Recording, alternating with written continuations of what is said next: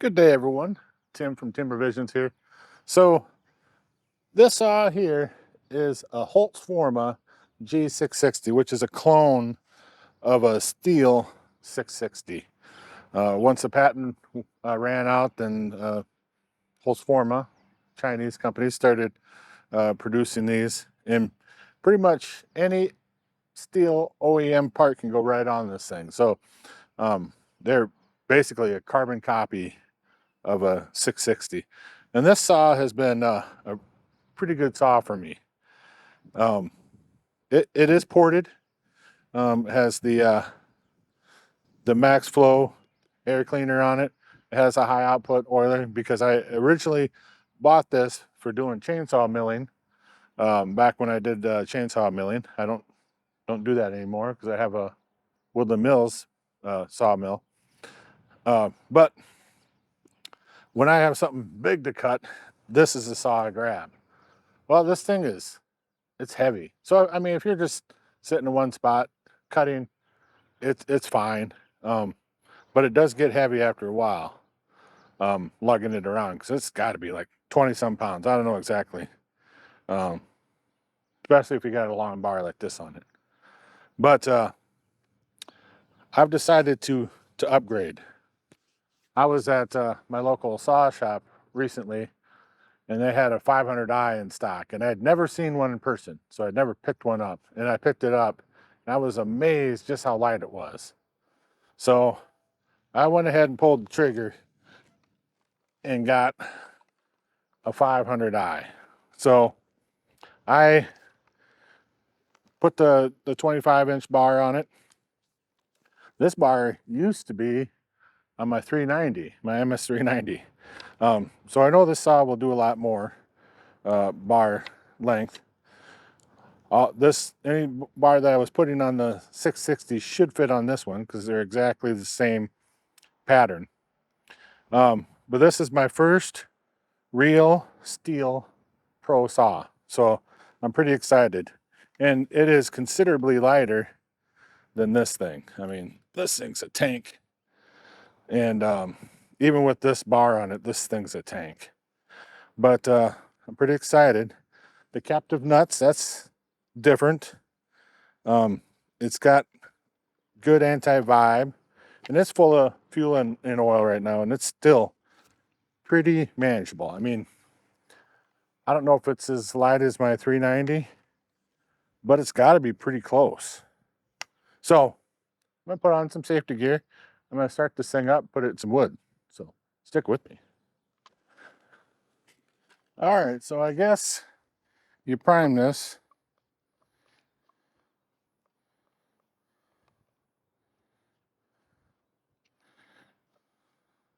Got fuel in there now, so it's coming up to the bulb. So there is no on off. There's just a stop button, I guess. I'll try it without the decompression.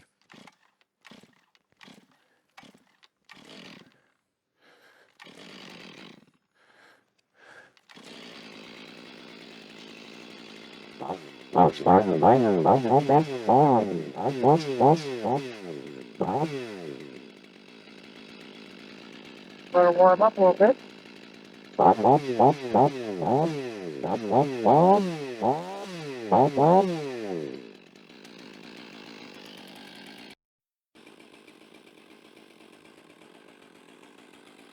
All right, gonna warm up for a little while.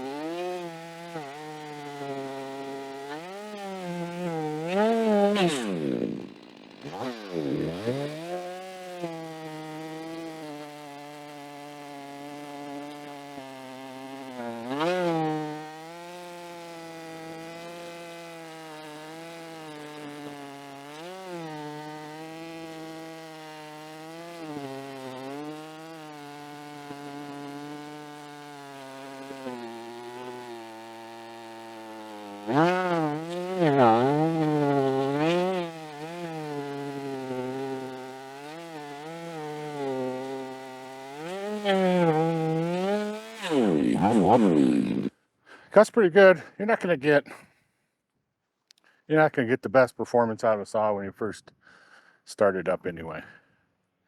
You know,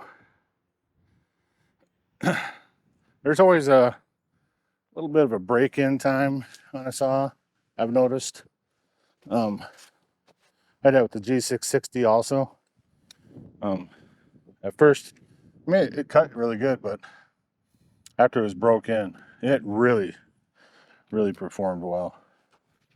And I thought for these big cookies, cutting through a crotch is basically what I'm cutting through. I thought it did pretty good. I've heard they are a little bit of a gas hog. Let's see.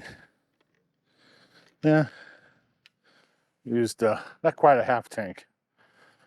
Making those, what, 6 cuts or whatever. But I'll show you what we're cut through here. So yeah, this isn't just cross cutting. You know, it's a crotch. But I kind of wanted to, just heat it up once. I'll let it cool down, and then I'll heat it up again, do some cutting, let it cool down. I'm not producing firewood right now or anything. I'm just cutting a crotch. That's all crotches are good for, in my opinion. I'll cut through this crotch to where we have some decent wood, and then I'll stop.